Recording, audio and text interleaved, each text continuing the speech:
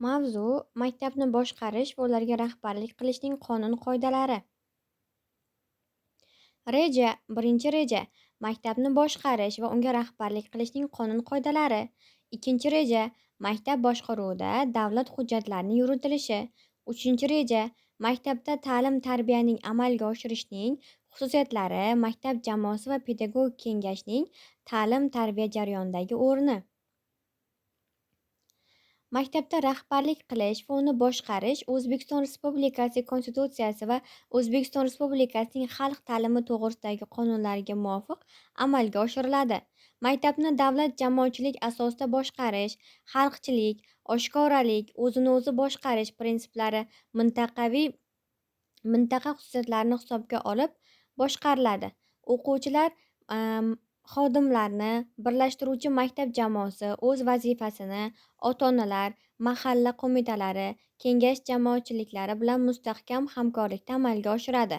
Maktabni boshqarish maktab pedagogik kengashlari tomonidan jamoani o'z-o'zini boshqarish va bevosita rahbar tomonidan tasdiqlangan maktab nizomiga muvofiq amalga oshiriladi. Maktab konferensiyasi maktabning o'zini o'zi boshqarish asosiy bo'g'inidir. Konferensiyalar oralig'ida esa maktab kengashi oliy organ hisoblanadi. Maktabning o'quv-tarbiya jarayonini va uning joriy faoliyatini maktab nizomida belgilab berilgan direktor boshqaradi. O'quv-tarbiya jarayonini rivojlantirish va takomillashtirish, o'qituvchilar va tarbiyalanuvchilarning kasb mahorati va ijodkorligini o'stirish maqsadida maktab pedagoglar kengashi pedagogik xodimlarni birlashtiruvchi jamoa tuzildi. Pedagoglar kengashi raisi pedagog xodimlar jamoasi tomonidan saylanadi. Uning ish tartibi maktab nizomida belgilab beriladi. Bolalar, o'smirlar va yoshlar jamoa tashkilotlari ma- a, maktabda o'z nizomlari asosida amaldagi qonunchilikka muvofiq faoliyat ko'rsatadilar.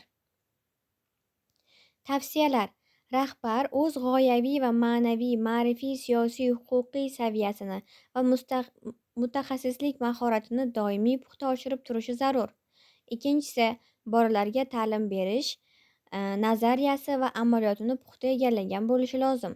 Uchinchisi, dastur, metodik, instruktiv, me'yoriy hujjatlarni yaxshi bilishi, unga amal qilishi, shuningdek pedagogik jarayonning mohiyatini chuqur bilib, yutuq kamchiliklarni darhol bartaraf qilish choralarini ko'rish lozim.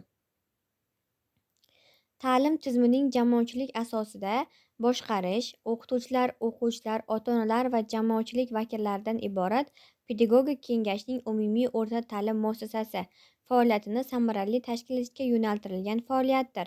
Bir yilda bir marta o'tkazilgan maktab konferensiyasi ham e, jamoatchilik boshqaruviga konferensiyalarda maktab kengashi uning raisi saylanadi. Maktabning ustavi qabul qilinadi.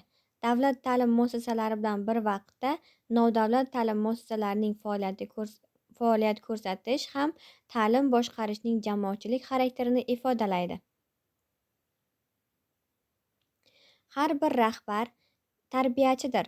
U pedagogik jamoani tarbiyalash uchun yuksak javobgarlikni his etish tuyg'usiga to'liq ega bo'lmog'i lozim.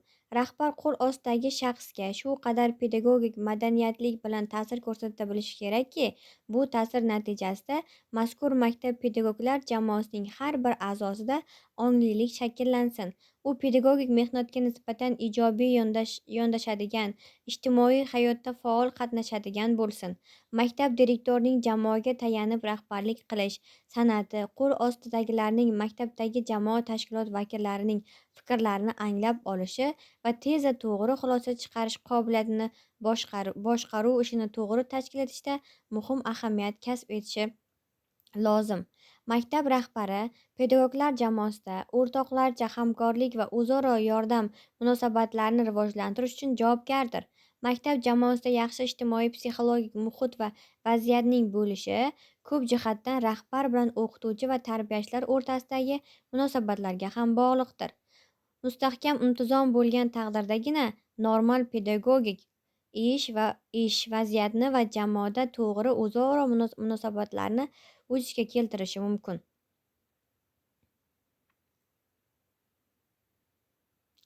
Maktabgacha ta'lim tizimi faoliyatini tashkil etish va yaxshilash masalalarida davlat boshqaruvini amalga oshiradi.